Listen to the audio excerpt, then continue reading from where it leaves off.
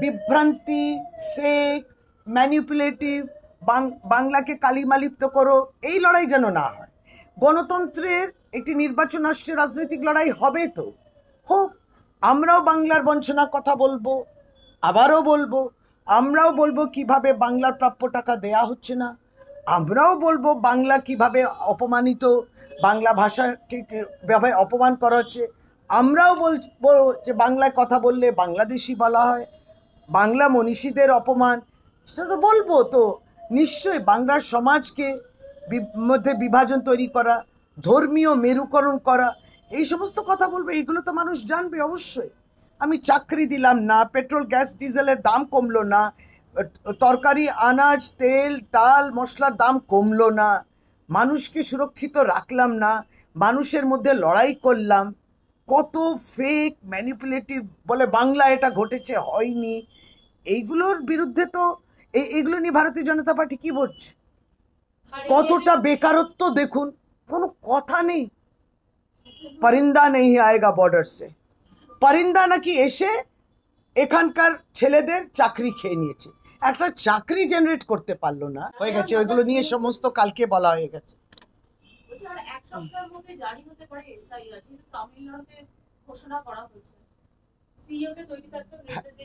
হ্যাঁ, তো প্রশ্নটা কি? আমাদের তো এসআইআর নিয়ে বিষয়বস্তু নিয়ে নেতৃত্বও বলেছেন, আমিও কিছুটা আজকে আপনাদেরকে বলেছি। এবার তারা কি করবেন, প্রতিদিন আমরা এটা নিয়ে কি রিয়াক্ট করব, ইলেকশন কমিশন যেটা করতে চাইছে সেটা করবে। রাজনৈতিক দল তাদেরকে নিয়ে মিটিং করার সমস্তটা তো হবে, সেটা করুন, তারপর আমরা আমাদের বক্তব্য রাখবো। আমরা এসআইআর এর বিরোধিতা কেন করছি?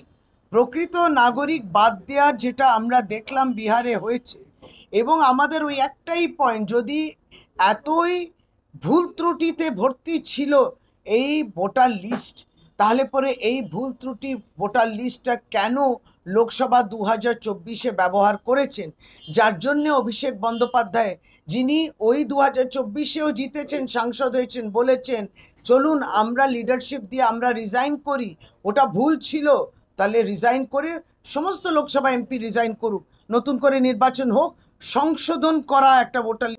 না না, আমি ধরুন এই রাজ্য থেকে বাইরে গেলাম, আমি আমার ভোটার কার্ড শিফট করব না? করতেই পারি, এখানেও শিফট হবে। আমরা তো একবারও বলছি না যে ডেড ভোটার্সদের বাদ দেবেন না, কে বলছি? সব বানাচ্ছে সব কথাগুলো।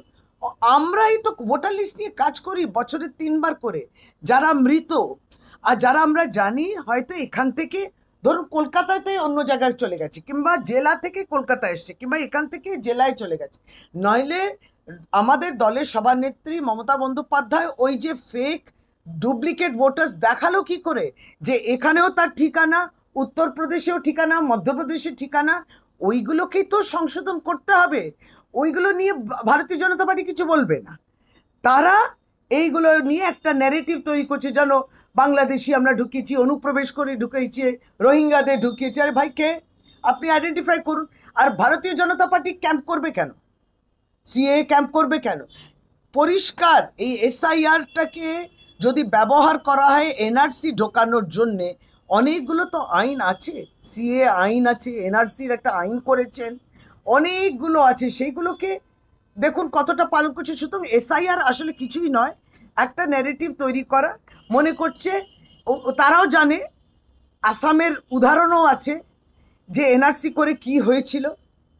আপনি মানুষকে দাঁড় করিয়ে দিয়েছেন, চলুন ফর্ম ভরুন। কে দিয়েছে ওনাদেরকে এই অধিকার যে ফর্ম ভরুন, প্রমাণ করুন আপনি দেশের নাগরিক কিনা? আপনি প্রমাণ করুন যে আমরা দেশের নাগরিক নই। যেই এপিক কার্ড, কে ওটা কি রাজ্য সরকার ইস্যু করে? ভোটার কার্ড কে ইস্যু করে? Election commission of India. সেটা কি আমাদের হাতে? না। যেই আধার কার্ড, যেই আধার কার্ড না হলে স্কুলে ভর্তি হবে না, ব্যাংকের অ্যাকাউন্ট খুলবে না, হাসপাতালে ভর্তি হবে না, আপনি সরকারি প্রকল্প পাবেন, এমন পর্যায়ে নিয়ে গেছিল আধার কার্ড না হলে আপনি বাঁচতেই পারবেন না। সেই আধার কার্ডকে তারা গ্রহণযোগ্য মনে করছেন না। সুবিধাবাদী নাকি? প্রতিনিয়ত তুগলকি, ফরমান, এইগুলোর বিরুদ্ধে বলছি, আর আমাদেরকে বলছে আমরা নাকি এই সমস্ত ঢোকাচ্ছি। আরও অনুপ্রবেশ, আপনি বর্ডার সিকিউরিটি ফোর্স নিয়ে সবাইকে আটকালেন না কেন? কোনো জবাব পাবেন না, শুধু অভিযোগ।